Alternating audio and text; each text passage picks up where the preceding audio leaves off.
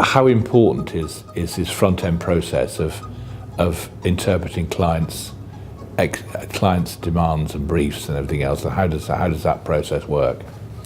It's incredibly important to get that down and get really under the skin of the client, almost under the skin in a virtual sense, to really understand what it is they want.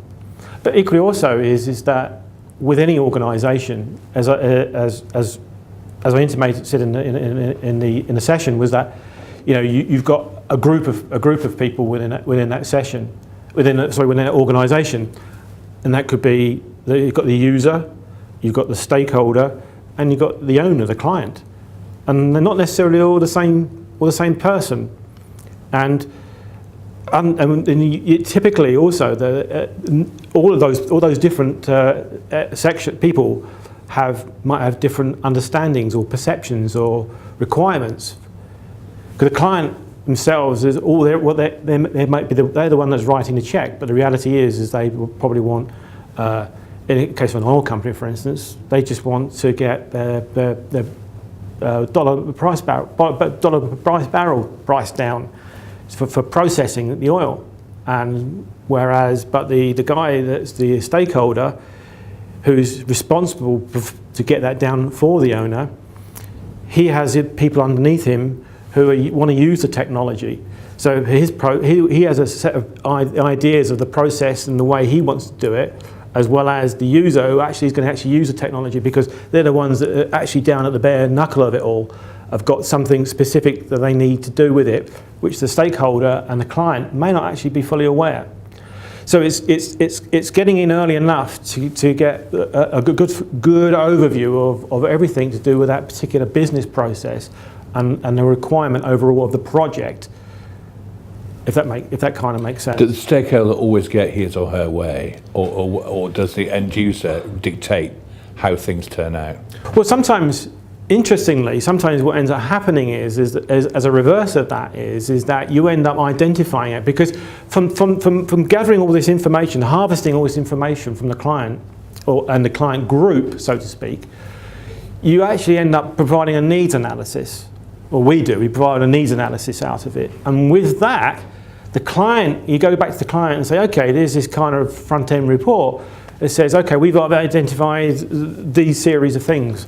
And the client goes, oh, okay, I didn't realise that, or didn't know about that. And, oh yes, that's a good point.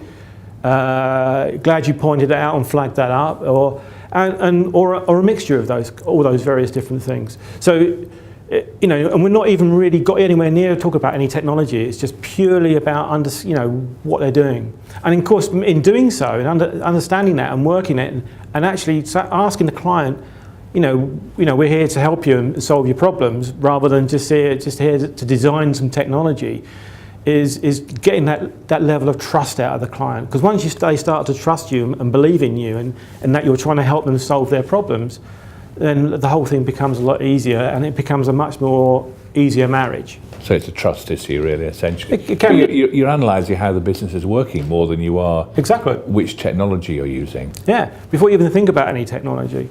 And equally also is well, that's going on as part of my role, as over in Visual Acuity, for instance, is to do it in a reverse fashion, working with dealing with the manufacturers. So the manufacturers, when we have a discussion with manufacturers, when we have a better understanding of what we're trying to achieve within any given project, is to be able to say to them, look, this is what we're trying to achieve. This is what we're looking to do. And that's not such to say naming any particular client. We're just saying we've got this project on the go. This is what we're trying to achieve and trying to do. And so we then that's where I'm at.